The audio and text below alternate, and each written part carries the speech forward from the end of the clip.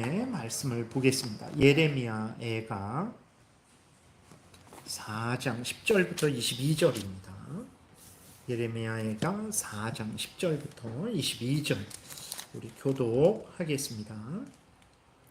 딸 내 백성이 멸망할 때에 자비로운 부녀들이 자기들의 손으로 자기들의 자녀를 삶아 먹었도다.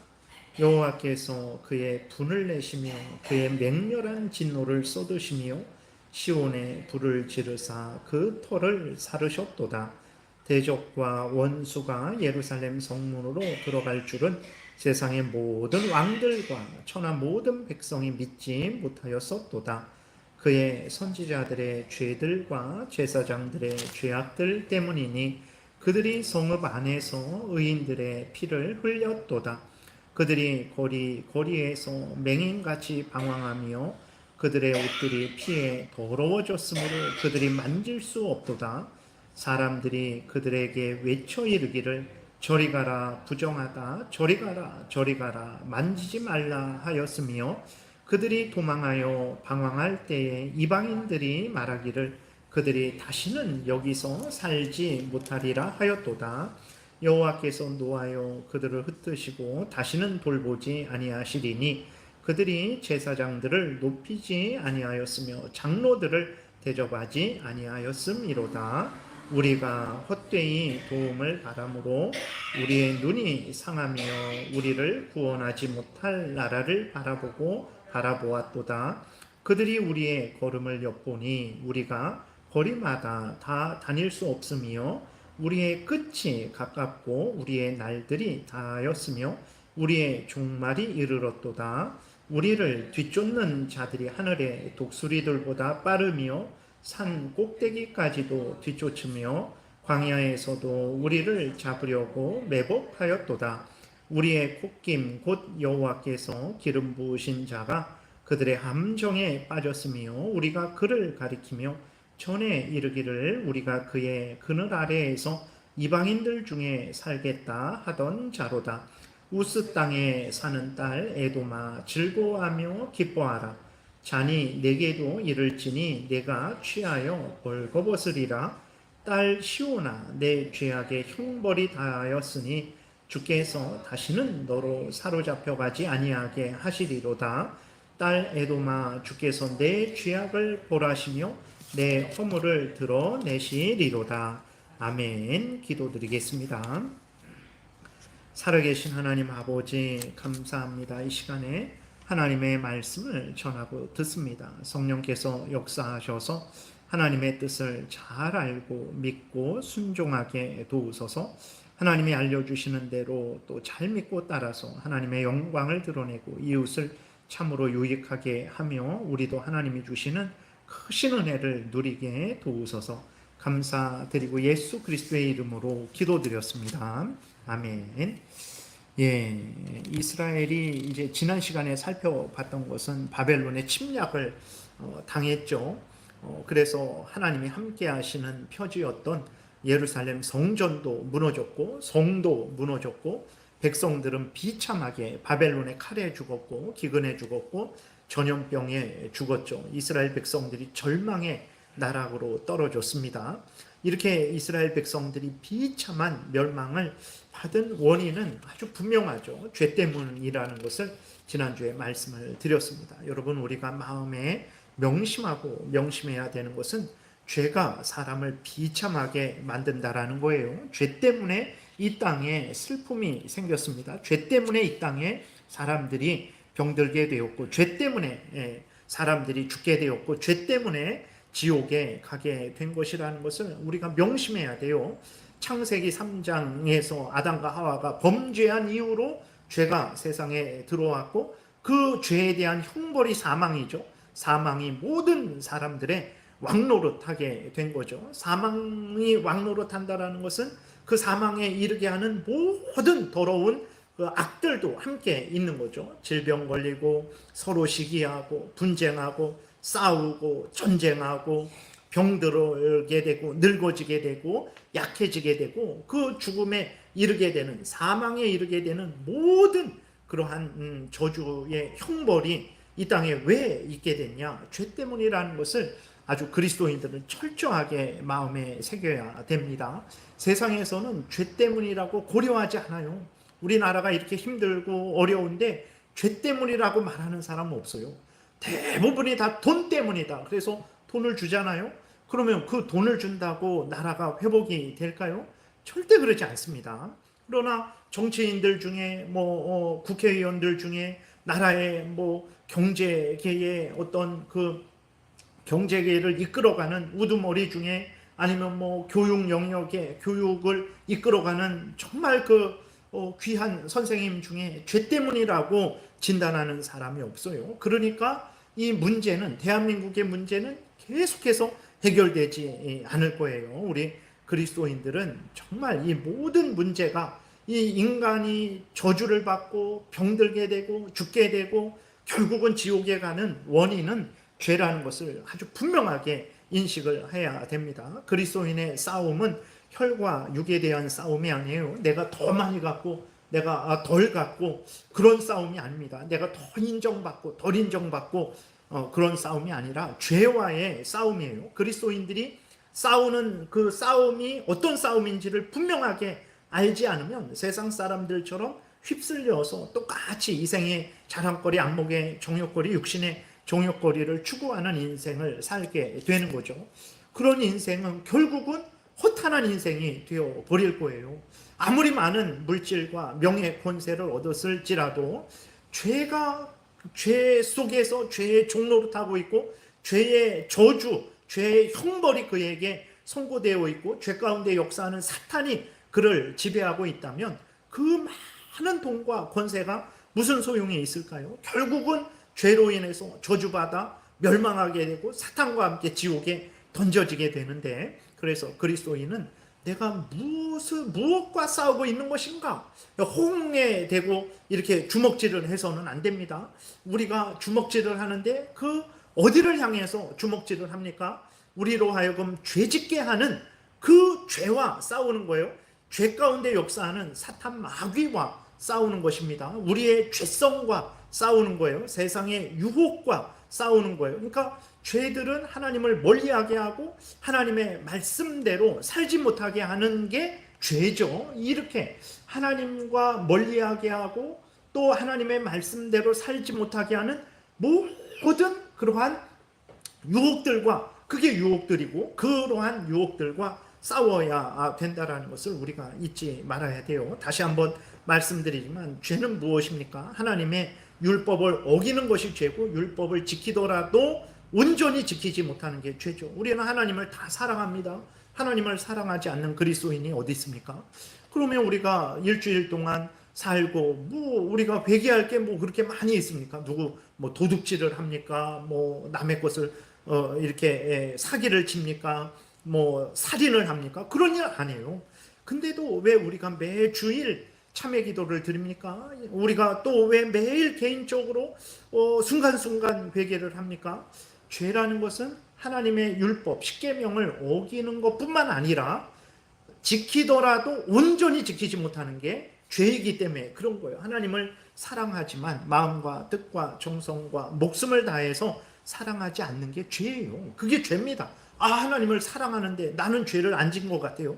이웃을 사랑하니까 나는 죄를 안 진 것 같아요. 아닙니다. 하나님을 사랑하되 마음과 뜻과 정성과 목숨을 다해서 사랑하지 않는 게 죄고, 이웃을 사랑하되 내 몸처럼 사랑하지 않는 게 죄인 거예요. 그것이 멸망받을 죄라는 것을, 그것도 멸망받을 죄라는 것을 우리는 항상 인식해야 됩니다. 죄인들은 하나님의 곁에 있지 못해요. 이사야 59장에서도 보게 되면 하나님과 우리 사이를 가로막은 게 있는데 그게 무엇입니까? 하나님은 저 하늘에 계신데 우리는 땅에 있고, 그러니까 구름이 가로막습니까? 그러지 않아요. 하나님과 우리가 교통하게 하지 못하는 그 막는 것이 무엇입니까? 그것은 죄라 그랬어요. 하나님의 손이 짧아서 능력이 없어서 우리를 구원 못하는 거 아닙니다. 죄 때문에 하나님이 우리에게 은혜를 내려 주시지 않는 거예요. 이것을 명심해야 됩니다. 사탄의 그 종로로 타는 거, 그 죄에 빠지게 되면 사탄의 종로로 타게 되고 결국은 영원한 멸망을 받게 되는 거예요. 그렇기 때문에 우리는 죄를 정말로 미워해야 됩니다. 죄를 짓게 하는, 범죄하게 하는 모든 유혹들, 하나님과 하나님의 그 말씀을 멀리하게 하고 어기게 하고 온전히 지키지 못하게 하는 모든 유혹들을 미워하고 버려야 되는 거예요. 이러한 죄 때문에 이스라엘 백성들이 1절부터 지난 시간에 9절에 이렇게 살펴봤는데 아주 비참한 그러한 형벌을 당했어요. 그래서 9절에 보게 되니까 칼에 죽은 자들이 이제 기근에 죽은 자들보다 더 복되다라고 이렇게 기록이 되어 있는데, 이스라엘 백성들이 범죄함으로 말미암아 많은 재앙을 당했는데 그 중에 기근의 재앙을 당했죠. 지난주에 북한의 김일성, 김정은이가 북한 사람들을 고난의 행군 때 300만을 굶겨 죽였다고 하는데 그들이 얼마나 고통스러웠을까 우리가 생각할 수 있죠. 근데 이러한 기근이 이제 이스라엘 백성들에게도 임한 거예요. 그래서 기근에 죽는데 예레미야가 그 죽는 모습을 보면서 차라리 칼에 죽는 게 낫지, 저렇게 줄여 죽는 것을 보니 도저히 못 보겠다, 그러한 고백을 한 거죠. 이 고통이 얼마나 컸던지 부모들이 기근의 고통을 견디지를 못했어요. 그래서 어떻게 합니까? 추악한 사악한 죄를 범했습니다. 10절에 보게 되니까 딸 내 백성이 멸망할 때에 이스라엘을 향해서 하나님이 내 백성, 내 딸이다 이렇게 말씀을 하는 거죠. 이스라엘 백성들이 남유다가 멸망할 때에 자비로운 부녀들이 자기들의 손으로 자기들의 자녀를 삶아 먹었다 그랬어요. 자기들의 자녀를 한 명만 삶아 먹은 게 아니에요. 한 사람만 그런 게 아니에요. 자기들의 여러 부모들이 여러 자녀들을 삶아 먹었다라고 예레미야가 이렇게 말을 하고 있습니다. 여러분, 이게 배고파 갖고 정신이 없어서 그런 게 아니에요. 정신이 멀쩡했습니다. 자기들의 자녀인지 알았어요. 근데 그런데도 자기들의 손으로 자기 자녀들을 잡아서 솥에 불을 피우고 물을 끓여서 삶아 먹었다라는 거예요. 이 사람들이 원래부터 짐승 같은 사람들은 아니었습니다. 먹을 것이 풍성했을 때에는 정말 그 자녀들이 얼마나 소중합니까? 그 자녀들을 위해서 정말 자비로웠다 그랬어요. 그 자녀들을 지극정성으로 돌보는 자비로운 부모들이었어요. 그러나 범죄를 했죠. 그래서 하나님의 재앙이 임했습니다. 그 재앙이 임했을 때 그러면 그들이 살고자 하면 어떻게 해야 되겠습니까? 회개하고 하나님께로 돌아갔어야죠. 하나님, 먹을 것이 없어서 죽겠습니다. 저희들이 범죄해서 이 재앙을 당했는데 용서하시고 은혜를 내려 주옵소서. 회개하고 돌이키겠습니다. 용서하고 은혜를 내려 주옵소서 했으면 하나님께서 정말 만나를 내려 주시는 하나님이잖아요. 그러한 기적을 베푸시는 하나님이신데 그들에게 하나님께서 이제 은혜를 내려 주셨겠죠. 그 양식을 어떤 방법으로든 하나님이 주셨을 거예요. 그래서 자기들의 손으로 자녀들을 잡아 먹지 않도록 하나님께서 하셨을 거예요. 그러나 이스라엘 백성들은 회개하고 돌이키지 않았어요. 어렵고 힘들 때에도 회개하고 돌이키지 않았어요. 결국은 어떻게 됐습니까?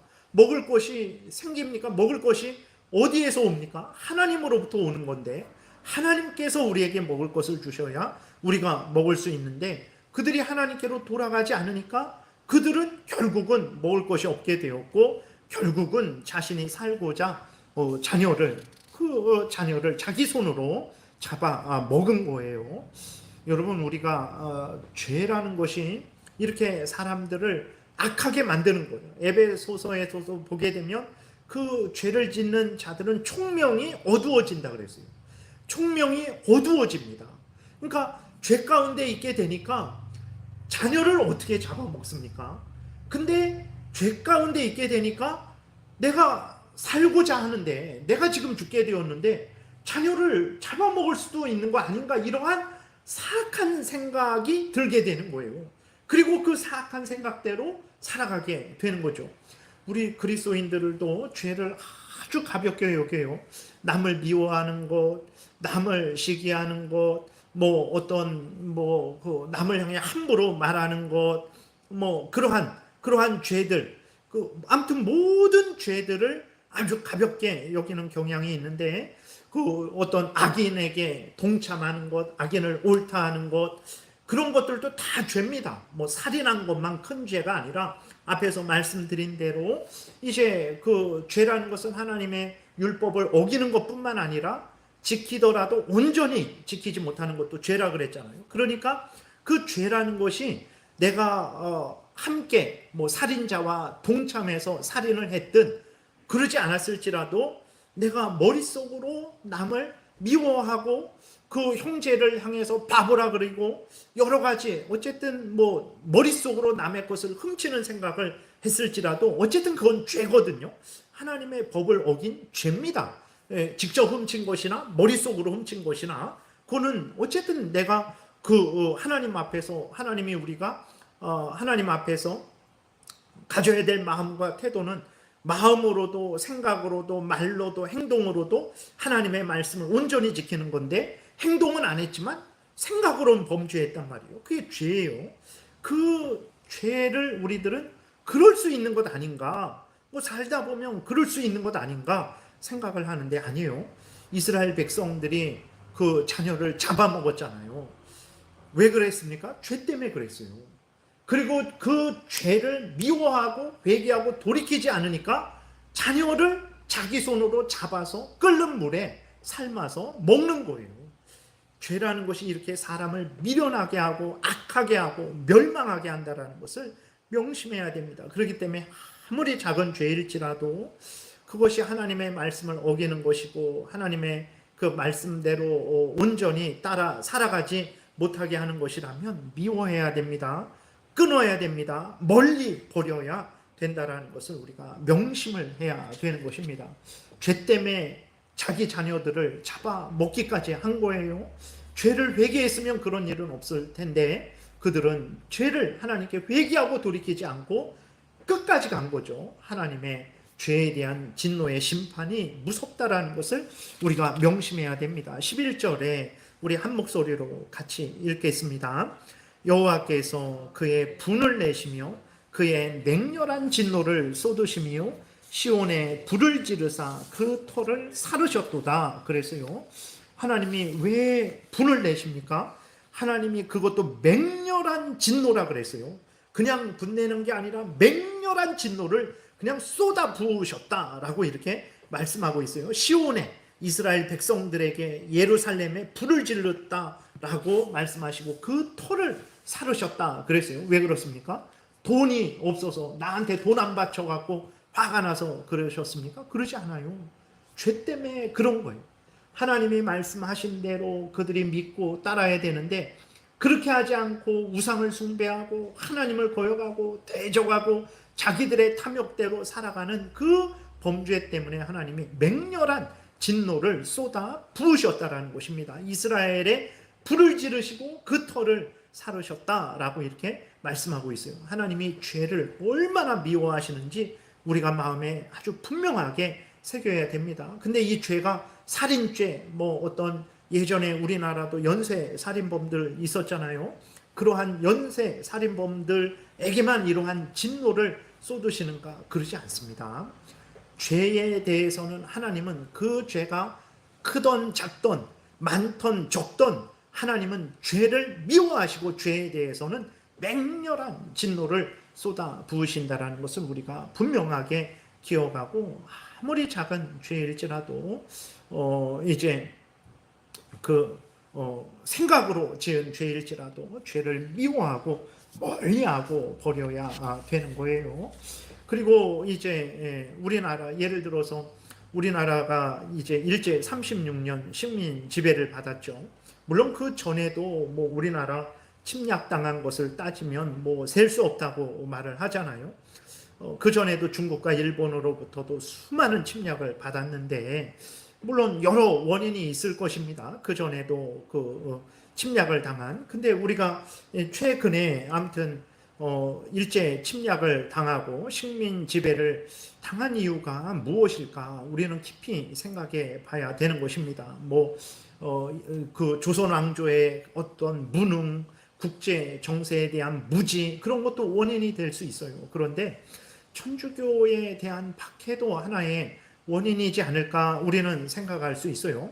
그러니까 그 천주교가 지금은 이제 제사를 허용하죠. 근데 제사를 허용하는데 1939년도에 제사를 허용하는 것을 결정했어요. 그 전에는 제사를 허용하지는 않았습니다. 물론 그 전에도 많은 잘못된 그러한 일들을 천주교가 했죠. 그럼에도 불구하고 어쨌든 천주교가 그렇게 예수 그리스도를 구주로 그렇게 전하는 일을 한 것은 부인할 수 없어요. 그리고 제사를 거부했죠.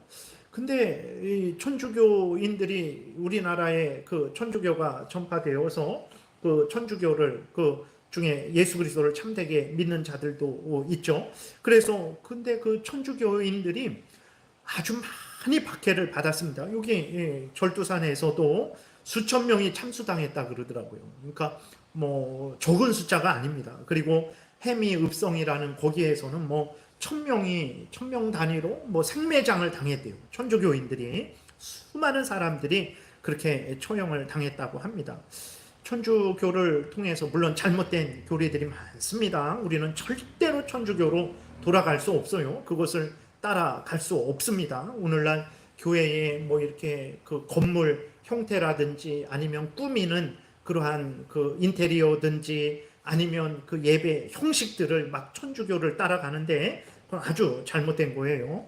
그럼에도 불구하고 천주교를 통해서 예수 그리스도가 전해졌고 수많은 사람들이 예수 그리스도를 믿었는데 그 조선시대에 그 예수 그리스도를 믿는 자들을 잔인하게 죽인 죄에 대해서 하나님이 아무런 조치도 취하지 않으셨을까?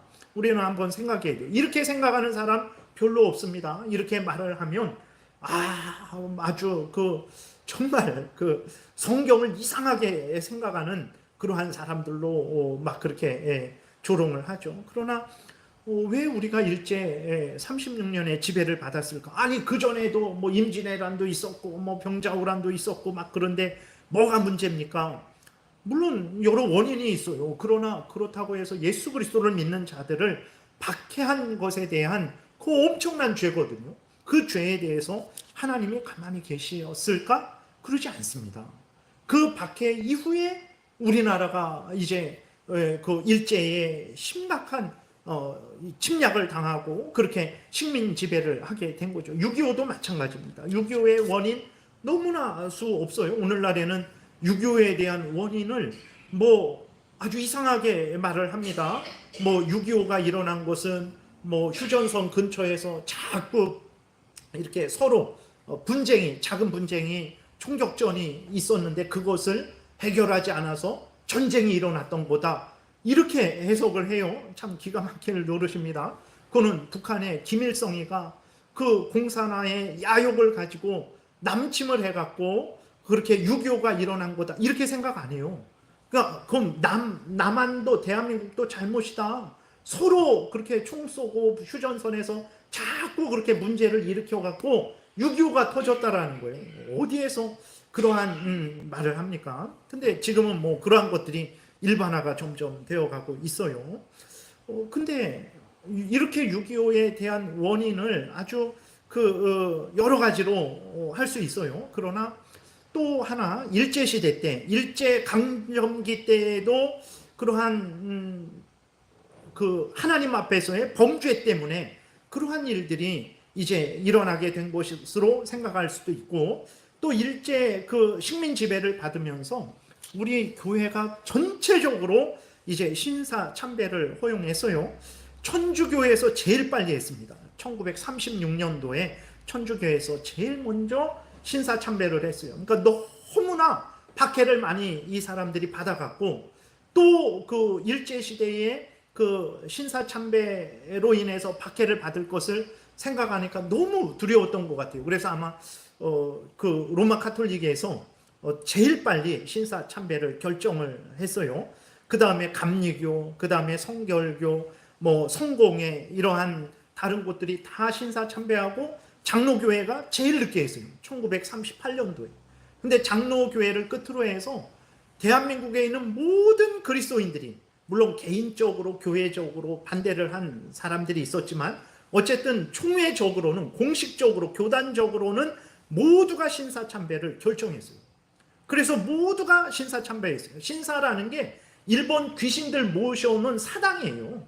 예, 신사라는 것이 일본 귀신들 아니면 전쟁 영웅들 그 조상신을 모셔놓은 거죠. 전쟁 영웅신을 죽은 사람을 거기에다가 이제 위패를 모셔놓는 거죠. 그러니까 거기가 아주 우상 단지입니다. 그래서 뭐 그러한 우리나라 해방될 때까지 보게 되면 우리나라의 신사가 여기 우리나라 뭐 서울에도 남산에 뭐 용산에 몇 개가 있었다 그러잖아요. 그러니까 거기를 정기적으로 가서 이렇게 절을 하는 거죠. 귀신에게 절하는 거죠. 우상에게 절하는 거예요. 우리나라 해방될 때까지 우리나라 전국적으로 한 1000개 정도가 있었다 그래요.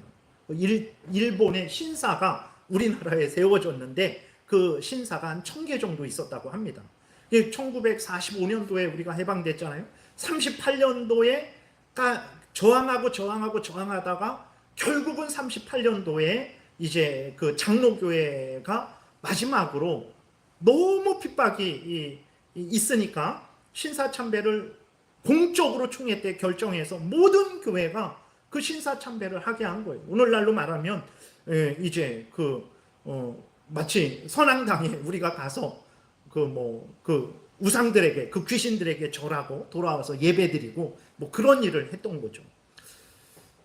그리고 이제 얼마 안 있다가 해방됐죠. 해방되고 얼마 안 있다가 6.25 전쟁이 일어났어요.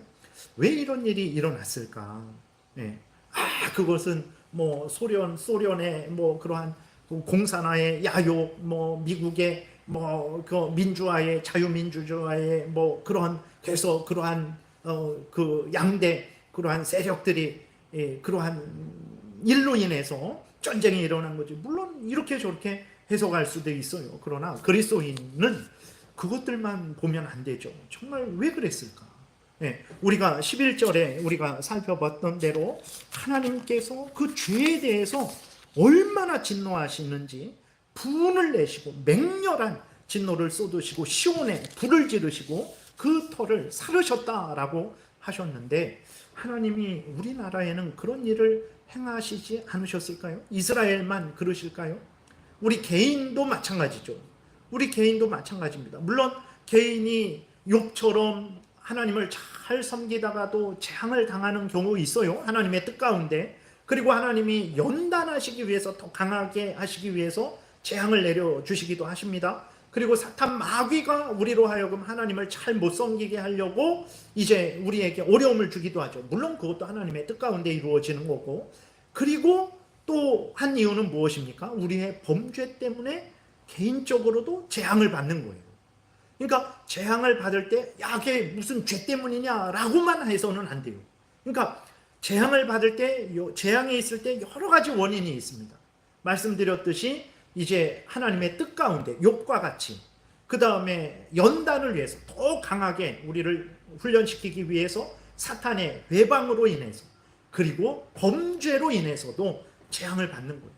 그거는 개인도 마찬가지고 교회도 마찬가지고 가정도 마찬가지고 회사도 나라도 마찬가지예요. 그러한 재앙이 있을 때 개인적으로 교회적으로 국가적으로 재앙이 있을 때 그 원인을 그리스도인들은 살펴야 됩니다. 대통령이 잘못해서 그렇다, 외교를 잘못해서 그렇다, 국방을 튼튼히 하지 않아서 그렇다, 다 원인을 살펴서 거기에 맞게 해야 돼요. 그러나 그것만 보면 안 되고 혹시라도 하나님의 뜻이 무엇인가? 우리를 연단하시려는 것인가? 하나님, 우리가 알 수 없는 하나님의 뜻 때문에 이런 일이 있는 것인가? 사탄의 회방 때문인가? 아니면 우리 죄 때문인가? 살펴야 돼요.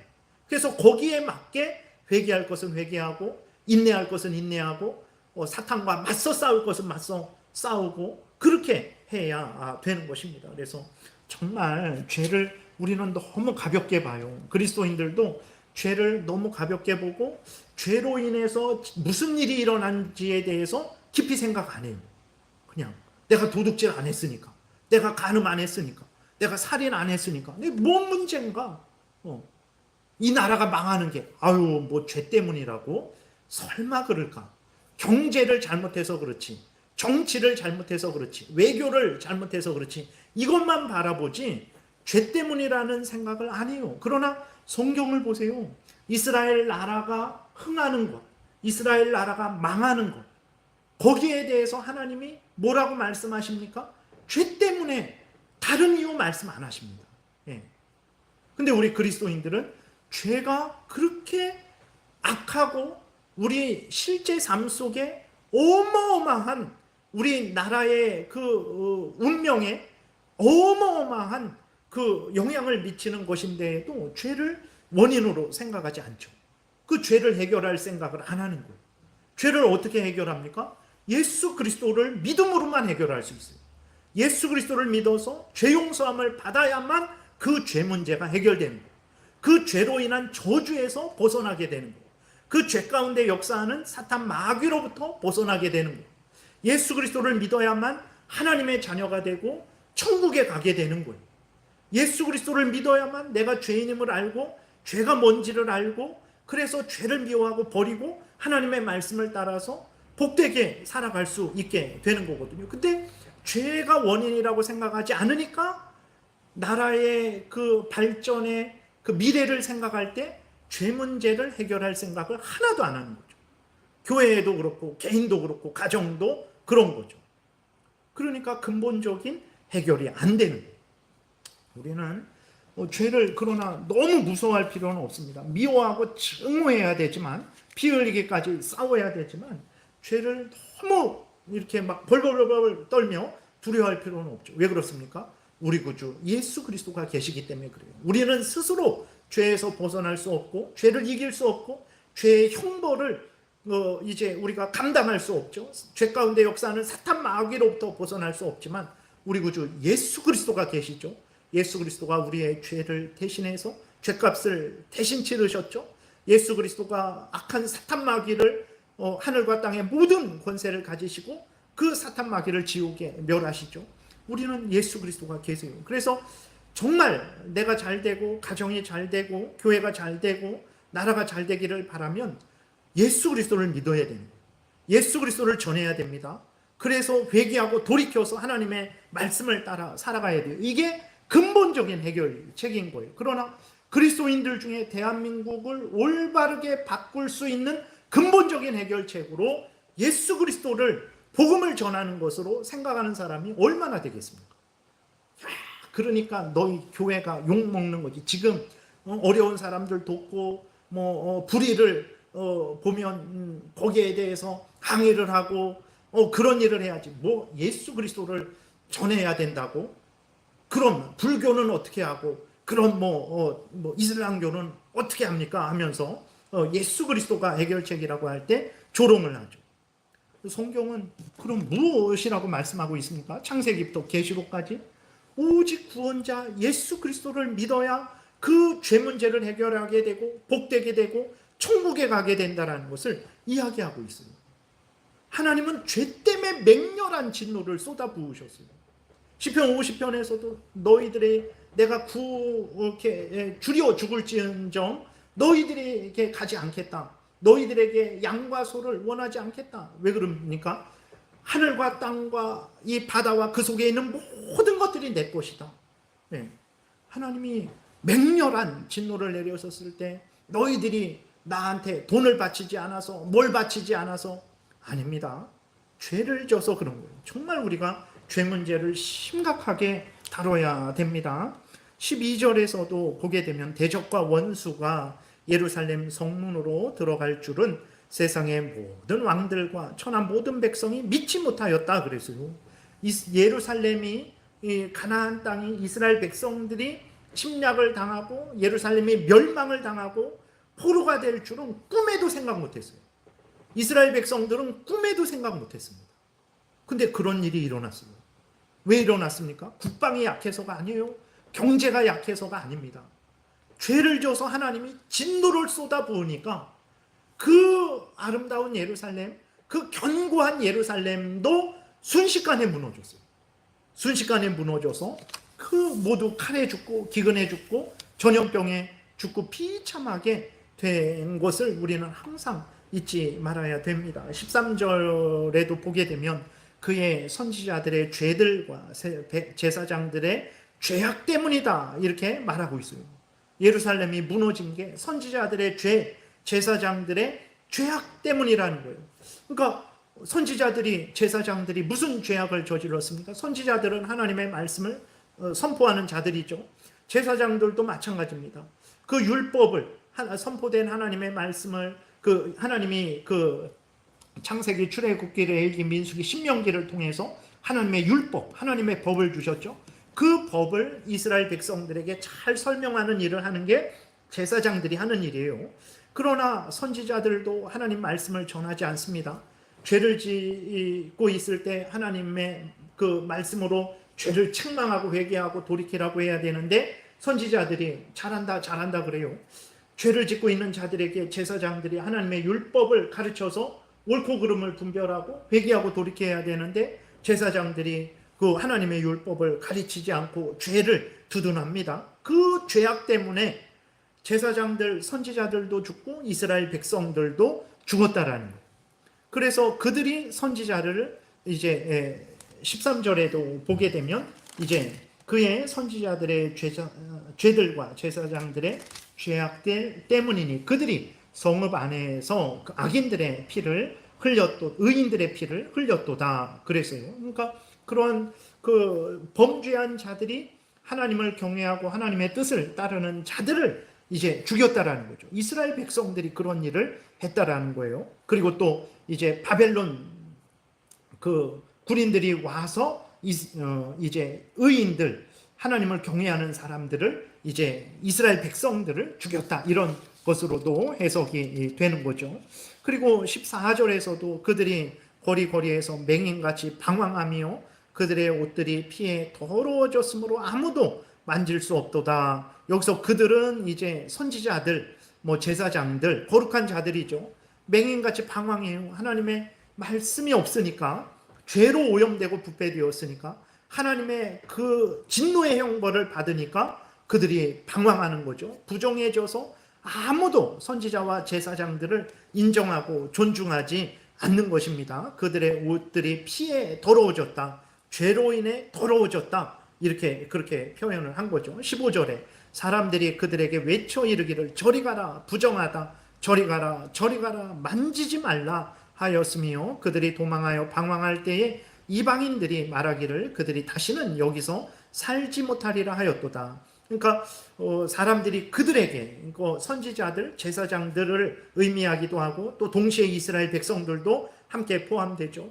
그러니까 그들이 선지자들, 제사장들, 이스라엘 백성들이 이제 범죄해서 하나님이 그들을 비참하게 하셨죠. 그러니까 사람들이 이제 이방인들이 이스라엘 백성들, 선지자들, 제사장들을 보고 저리 가라 부정하다 이렇게 말을 하는 의미이기도 하고 또 선지자들, 제사장들이 범죄했잖아요. 하나님의 진노를 당했잖아요. 그러니까 이스라엘 백성들이 이제는 그 선지자들, 제사장들을 이제 조롱하고 멀리하는 그러한 모습을 표현하는 것이기도 합니다. 그러니까 범죄한 자들은 이렇게 멸시를 당하게 되고 그렇게 조롱을 당하게 되고 재앙을 당하게 된다라는 거죠. 16절 여호와께서 노하여 그들을 흩으시고 다시는 돌보지 아니하시리니. 그러니까 하나님께서 이스라엘 모든 백성들, 제사장들, 선지자들을 포함해서 그들을 흩으시고 다시는 돌보지 않겠다 하셨어요. 죄 때문에 그런 거예요. 그들이 이제 이스라엘 백성들을 또 말하기도 합니다. 더욱 악해져서 제사장들과 장로들을 멸시했다 그런 의미도 되고 또 이방인들이 이스라엘 백성들과 제사장들, 장로들을 멸시했다라는 의미도 됩니다. 정리하면 이스라엘 백성들도 그렇고 선지자들도 그렇고 제사장들도 그렇고 왜 이러한 비참한 상태에 이르게 됐냐? 죄 때문에 그런 거예요. 죄 때문입니다. 죄가 뭡니까? 하나님의 말씀을 어기는 것이고 하나님의 말씀을 지키더라도 온전히 지키지 못하는 게 죄예요. 우리 살인한 사람 없습니다. 그러나 그렇다고 해서 우리가 6계명을 다 지켰냐? 아니죠. 살인하지 말라에는 이웃의 생명과 안전과 인격과 권리를 적극적으로 보호하고 증진시키라는 의미가 있어요. 이웃을 내 몸과 같이 사랑하지 않는 게 살인하는 거죠. 요한일서 3장에서도 형제를 미워하는 게 살인하는 거라 그랬어요. 그러니까 내가 직접적으로 육신의 생명은 빼앗지 않았을지라도 내가 미워했다. 그리고 내가 내 몸처럼 사랑하지 않았다. 그러한 것들도 죄예요. 그러한 죄 때문에 이스라엘이 이러한 멸망을 당했다라는 것을 우리 그리스도인들이 항상 잊지 말아야 됩니다. 17절에 우리가 헛되이 도움을 바람으로 우리의 눈이 상하며 우리를 구원하지 못할 나라를 바라보고 바라보았도다. 그러니까 하나님이 나 외에 다른 신을 두지 말라라는 것은 집에 우상을 갖다 두지 말라 이것뿐만 아니라 하나님을 전적으로 의지하라는 거거든요. 하나님 외에 다른 것을 의지하지 말라라는 거예요. 나 외에 다른 신을 두지 말라. 너에게는 오직 나만이 참된 신이다. 너는 나만 의지해라. 그런 의미가 있는 거예요. 근데 이스라엘 백성들은 하나님을 의지하지 않았죠. 뭐 어떻게 했습니까? 구원하지 못할 나라, 애굽이나 뭐 아수르나 다른 나라들을 바라보고 바라보았다 그랬어요. 그들이 하나님을 바라보고 바라보았으면, 의지하고 의지했으면 그들은 진짜 부강한 나라가 됐을 거예요. 그러나 자기들을 구원하지 못할 헛되이 도움을 주지 못하는 헛된 나라들을 바라보고 바라봄으로 말미암아서 눈이 상하도록 바라봄으로 말미암아서 이스라엘 백성들이 멸망당했습니다. 그러니까 하나님을 의지하되 전적으로 하나님을 의지하지 않는 것, 그것이 바로 죄예요. 그러니까 그렇다고 서로 이웃끼리 서로 돕지 말라는 게 아닙니다. 서로 우리가 돕되 우리가 인간이라는 서로 인간이라는 것을 인정하고 서로 도와야죠. 그러니까 우리가 누구를 의지하는데 마치 그 사람을 하나님처럼 생각하고 의지한다면 그게 이스라엘 백성들이 잘못한 죄악과 똑같은 거죠. 우리는 서로 돕고 서로 의지하고 서로 힘을 북돋아 줘야 됩니다. 그런데 하나님처럼 그렇게 할 때 인간을 하나님처럼 생각해서는 안 된다는 것을 명심해야 됩니다.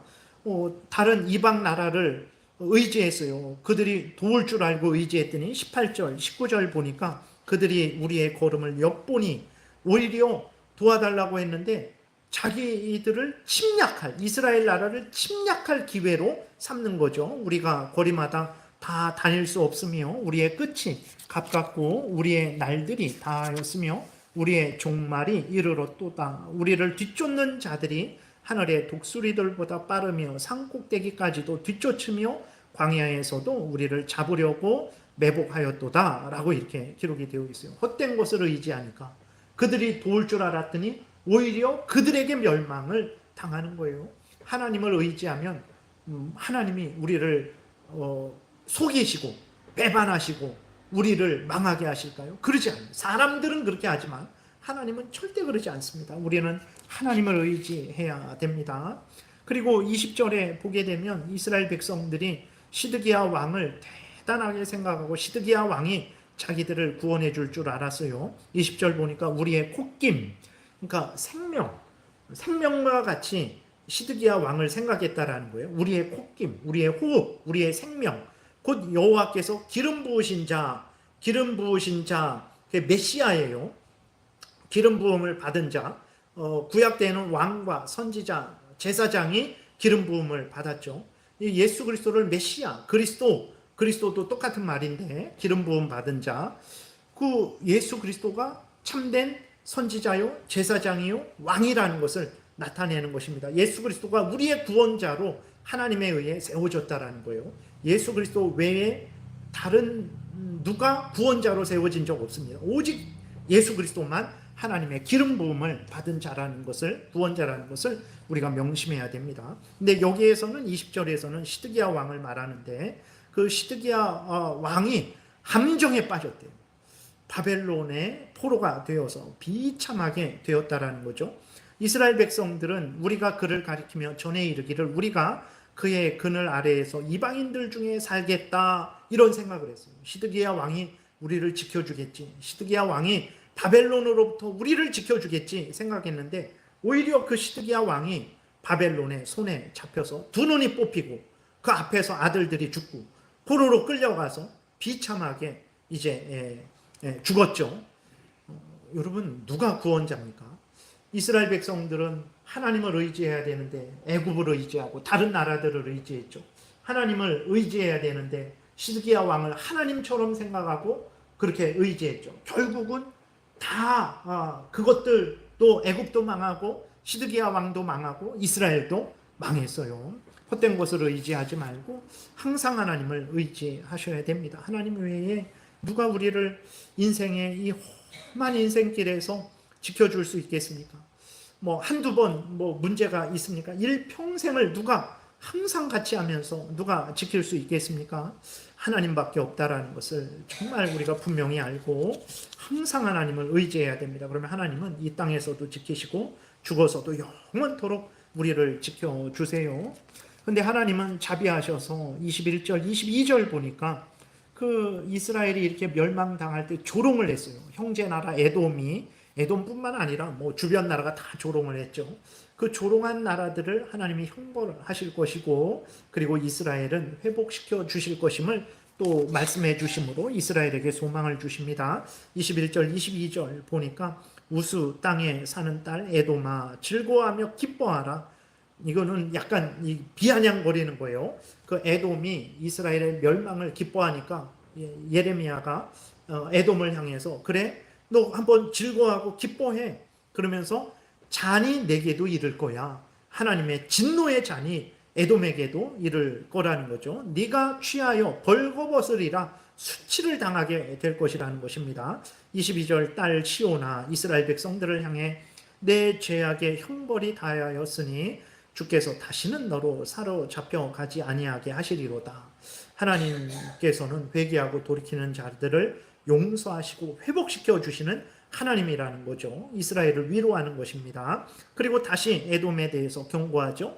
딸 에돔아 주께서 내 죄악을 벌하시며 내 허물을 드러내시리로다 라고 하면서, 아무튼 범죄한 자들은 이스라엘 백성이든 이방 나라든 간에 범죄한 자들은 하나님이 진노하시죠. 그러나 하나님의 자녀된 자들은 그것이 이 땅에서는 멸망이지만 지옥으로 구원이 취소되는 형벌은 아니죠. 죄를 회개케 하기 위해서 아버지로서 아들에게 징계하시는 거죠. 그러나 에돔, 하나님을 믿지 않는 자들에 대한 하나님의 심판은 영원한 지옥 형벌이죠. 지옥 심판을 미리 맛보는 그러한 형벌이라는 것을 우리가 잘 알아야 되겠습니다. 그래서 같은 멸망이지만 하나님의 백성들의 멸망은 회복시키기 위한 징계고, 불신자들의 멸망은 지옥 형벌을 미리 맛보는 멸망이라는 것을 항상 우리가 생각해야 됩니다. 그래서 어쨌든 죄를 짓게 되면 그리스도인이라고 해서 예외가 되지 않습니다. 다윗도 간음하고 살인했죠. 하나님이 그 죄를 용서해 주셨어요. 그러나 그 다윗에게 징계를 하시는데 그 칼이 다윗의 집에 떠나지 않게 하셨죠. 그래서 그 큰아들이 이복 동생을 겁탈하죠. 그 자기 누나가 겁탈당하니까 압살롬이 자기 이복 형을 칼로 살해하죠. 그리고 솔로몬이 왕이 될 때 그 또 형 아도니아는 자기가 왕이 된다고 해서 이렇게 반란을 일으키고 결국은 솔로몬의 칼에 그 형이 죽게 되죠. 얼마나 하나님이 그 무서운 징계를 주셨는지 몰라요. 그래서 그리스도인들이 죄에 대해서 둔감하면 안 됩니다. 물론 연단을 위한 재앙이요, 하나님의 뜻 가운데 우리가 할 수 없는 하나님의 뜻 가운데 재앙이 있을 수 있고, 사탄 마귀가 우리를 신앙생활 못하게 하기 위한 재앙을 줄 수도 있죠. 물론 하나님의 뜻 가운데 그런 거예요. 그리고 또 죄 때문에도 재앙이 있다는 것을 잊지 말아야 됩니다. 그래서 그리스도인들은 죄를 가볍게 생각하면 안 됩니다. 예수님이 왜 오셨습니까? 죄 때문에 오셨어요. 예수님이 왜 뺨을 맞고 침뱉음 당하고 십자가에 못 박혀 죽으셨습니까? 죄 때문에 그래요. 우리 죄 때문에. 우리가 받아야 될 형벌을 예수님이 대신 받으신 거예요. 부활하신 것은 무엇을 나타냅니까? 우리의 죄가 예수님 때문에 용서되고 우리도 예수님처럼 부활한다라는 것을 보여주는 거예요. 네. 창세기 3장부터 계시록까지 죄 문제입니다. 하나님이 예정하셔서 창조하셨는데 선하게 창조하셨는데 아담과 하와가 범죄함으로 말미암아서 그 다음부터 죄가 세상에 들어왔고 모든 악이 세상에 들어왔고 죽음이 왕노릇하게 된 거예요. 그 죄로 인한 멸망하는 인간들을 구원하시기 위한 하나님의 역사가 창세기부터 계시록까지 계속 이루어지는 거예요. 죄 문제입니다. 네. 죄를 구원해 주시는 하나님의 그 뜻, 그리고 그 우리의 죄값을 대신 치르시고 하나님의 율법을 완수하시는 우리 구주 예수 그리스도에 대한 이야기. 그 성령께서 우리를 거듭나게 하시고 그 예수 그리스도의 십자가 공로를 우리에게 적용시켜 주셔서 우리로 하여금 이제 하나님의 사람으로서 살아가게 하시는 그 성령 하나님의 역사. 그게 창세기부터 계시록까지 말하는 거예요. 오늘날의 사람들은 이러한 성경이 말하는 것에 귀를 기울이지 않죠. 그저 내 돈, 내 탐욕, 내 소원 성취, 뭐 좋은 아파트, 내 자랑, 그것만 빠져 있어요. 그리스도인들은 그래서는 안 됩니다. 성경이 말하는 대로 우리 자신을 보고 세상을 바라보고 역사를 바라보고 그래서 하나님이 알려주시는 대로 믿고 따라야 참된 생명을 얻게 되고 참된 복을 얻게 되는 것이죠. 항상 성경이 알려주는 것에 관심을 가지고 믿음으로 우리가 살아가야 되겠습니다. 기도드리겠습니다. 살아계신 하나님 아버지 감사합니다. 성경이 창세기부터 종말까지 기록이 되어 있는데 하나님 성경이 말하는 것은 죄로 인해서 인간이 비참하게 되었고 하나님이 예수 그리스도로 말미암아 우리를 구원해 주신다라는 것을 성경이 말하고 있습니다. 하나님, 이것이 인류의 가장 중요한 문제이고 또 구원의 길인데 이 세상은 하나님이 알려주신 이 구원의 길에 관심을 갖고 있지 않은데 하나님, 그럴지라도 우리들은 항상 깨어 있어서 하나님이 알려주신 대로 믿고 따르게 도우소서. 약속하신 대로 때가 되면 천국에서 하나님과 함께 영광을 영원히 누릴 줄 믿습니다. 감사드리고 예수 그리스도의 이름으로 기도드렸습니다. 아멘.